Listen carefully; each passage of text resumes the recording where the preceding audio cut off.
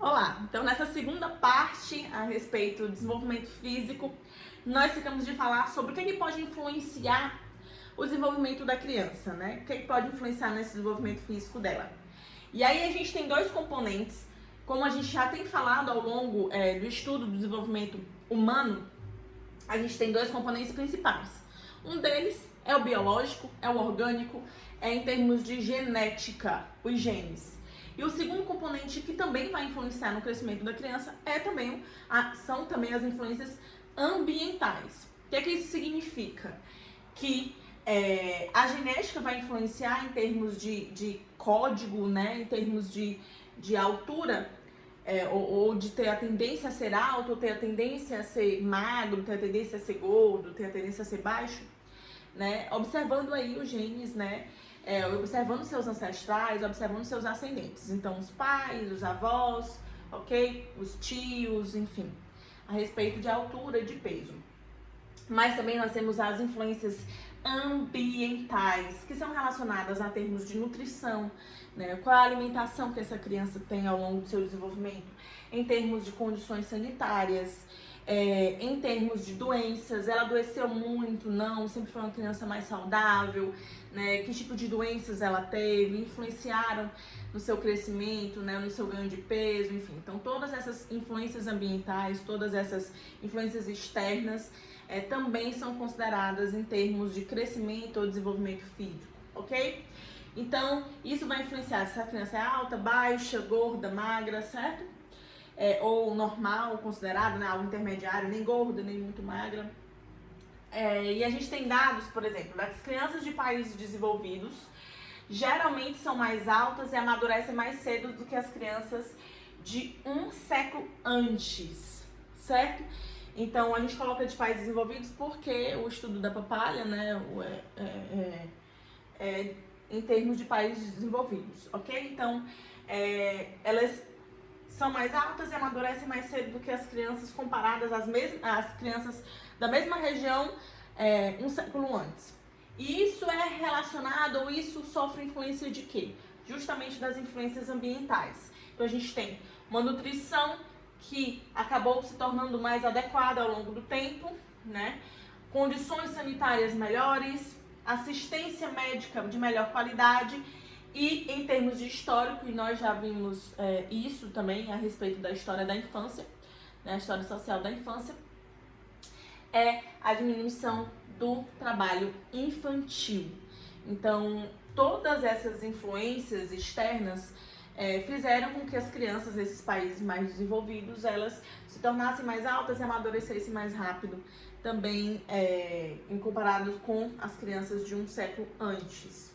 E aí a gente tem também que considerar o seguinte, que lógico que isso modifica em termos de cultura, isso modifica em termos de família, né? Então não significa necessariamente que toda criança vai ter uma nutrição mais adequada, né? Condições sanitárias melhores, isso vai depender muito tanto da cultura quanto da condição também econômica, né? A condição econômica também é um fator que afeta no crescimento, no desenvolvimento físico, seja no crescimento em termos de comprimento, né?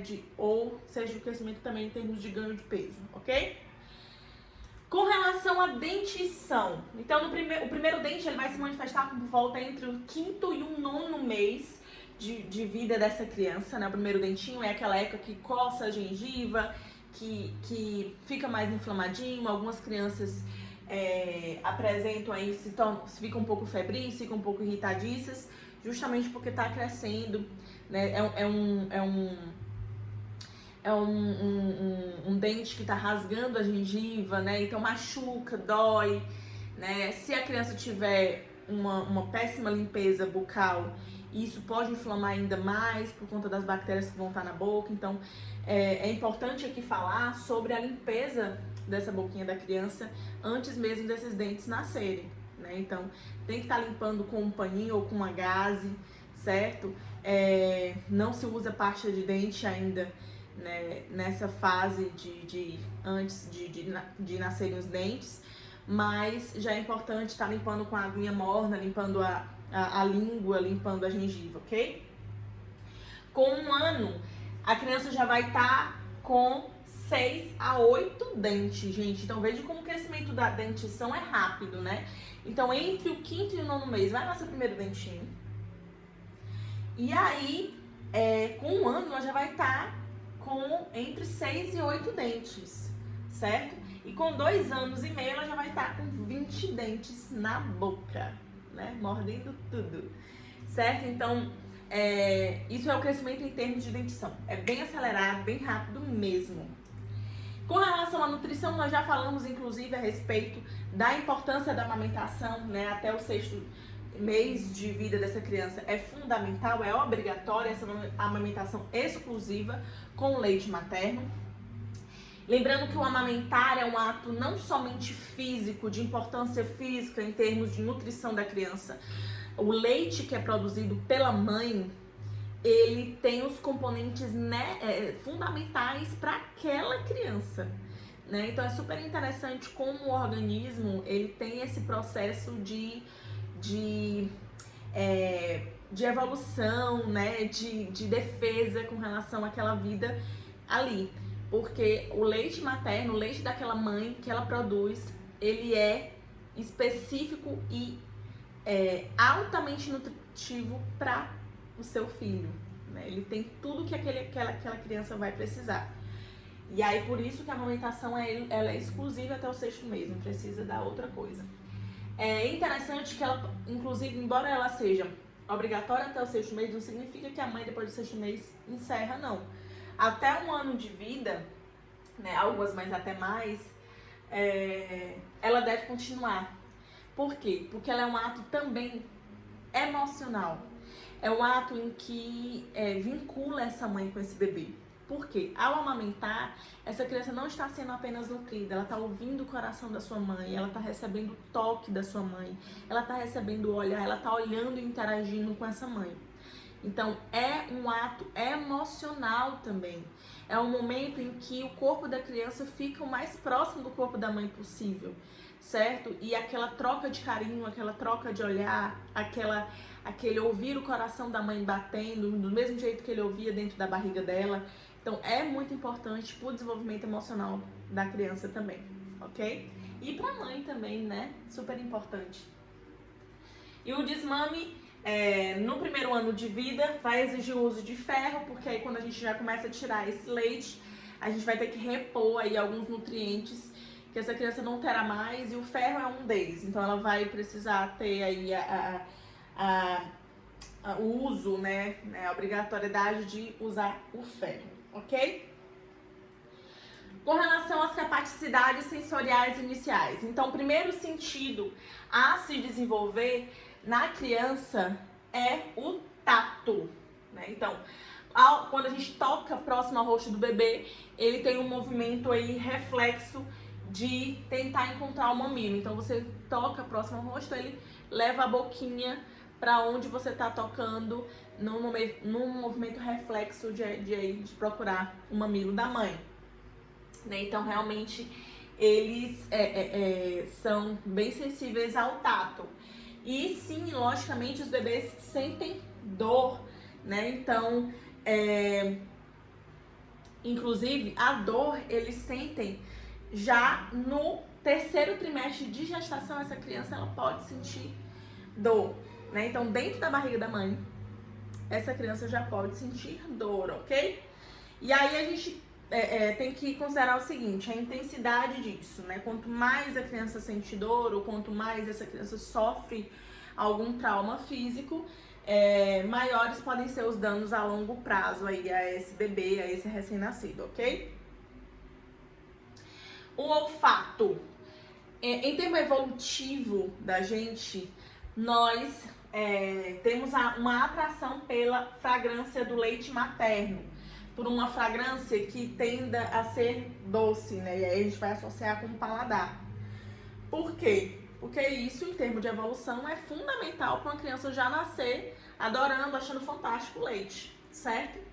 E aqui eu faço aí uma pequena alerta, que aí algumas mães podem dizer assim, mas meu filho demorou para pegar e tal, no peito, né? Não gostava do gosto que sentia. E aí com relação ao colostro, né? Que ainda é não é o leite especificamente que a mulher tá saindo do seu mamilo, né? Bem no iníciozinho da amamentação, a mulher ainda não há essa produção bem definida do leite. A mulher vai saindo ainda o que seria uma substância ainda não tão elaborada do leite, que é o colostro chamado, né? E aí essa substância, a criança às vezes não gosta muito porque é muito fraquinha e tal. Mas enfim, em termos de evolução, nós já nascemos gostando do sabor e do cheiro do leite, certo? Porque isso é fundamental para nossa vida, né? A gente vai ter que ser amamentado aí até o 6º mês por leite. E o paladar, a preferência é por sabores adocicados, né? Em vez de sabores azedos ou amargos. Então nós nascemos já com essa preferência. E isso, lógico, vai mudar ao longo da nossa vida, ao longo que a gente vai experimentando coisas novas, sabores novos, isso vai mudar.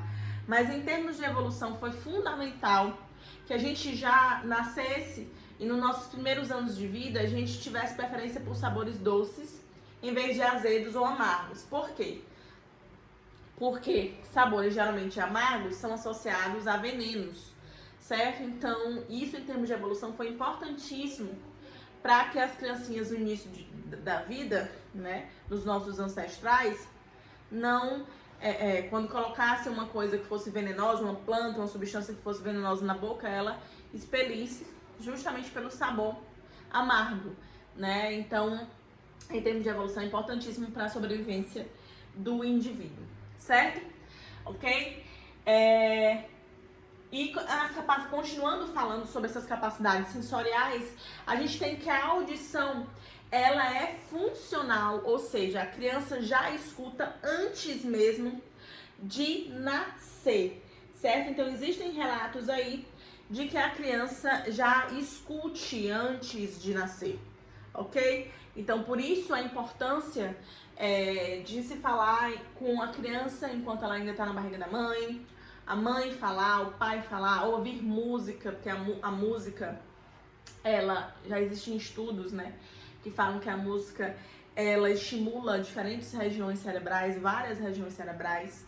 Então é super interessante que essa mãe já fale com seu bebê, ainda dentro da sua barriga, né, e esse pai também, né, os cuidadores, quem vai conviver com a criança, para que essa criança já comece a reconhecer os sons da voz, certo? Das pessoas que vão conviver com ela. A visão, ela é naturalmente o sentido menos desenvolvido da criança, certo? Em termos de evolução. Então, a visão periférica, que é essa visão que a gente está focando aqui, mas a gente está também vendo outras questões ao redor. Essa visão periférica, esse campo periférico é bem estreitinho da criança, então ela realmente é um dos sentidos menos desenvolvido, que vai se desenvolvendo aí ao longo aí das suas semanas de vida. Então até por volta do 3º mês ela vai ter desenvolvido bem a visão. É por isso que a criança no início da sua vida, ela não enxerga direitinho a luz, ainda é muito agressiva aos seus olhos, então ela tende a fechar os olhinhos, ela ainda não observa bem, não foca bem nos estímulos, né, ao seu redor. Por quê? Porque até o 3º mês de vida, ela ainda não vai ter desenvolvido, né? Então, com 3 meses, até o 3º mês de vida, ela vai estar desenvolvendo, na verdade, né, essa visão. Então, com 3 meses, para esse desenvolvimento estar bem melhor, e aí sim ela já vai focar melhor, ela já vai interagir melhor com o seu ambiente, já vai procurar, já vai brincar melhor com o seu ambiente, porque com 3 meses essa visão já vai ter sido desenvolvida, ok? E aqui tem a explicação, né? A estrutura da retina ainda está incompleta até esse 3º mês. O nervo óptico ainda não se desenvolveu totalmente. O foco melhor é na distância de 30 centímetros no máximo, né? E aí, como eu falei para vocês, esse campo de visão periférica ainda é bem estreito, né? E aí, ao longo da 2ª e a 10ª semana, é que esse campo de visão periférica vai estar se desenvolvendo, né? E aí a visão até o 3º mês de vida da criança vai estar se desenvolvendo. E aí por isso que antes disso ela ainda não foca muito bem no que está ao seu redor. Ela já enxerga, mas não tão bem, ok? Na próxima aula a gente continua falando sobre desenvolvimento e no caso a gente vai falar sobre desenvolvimento motor.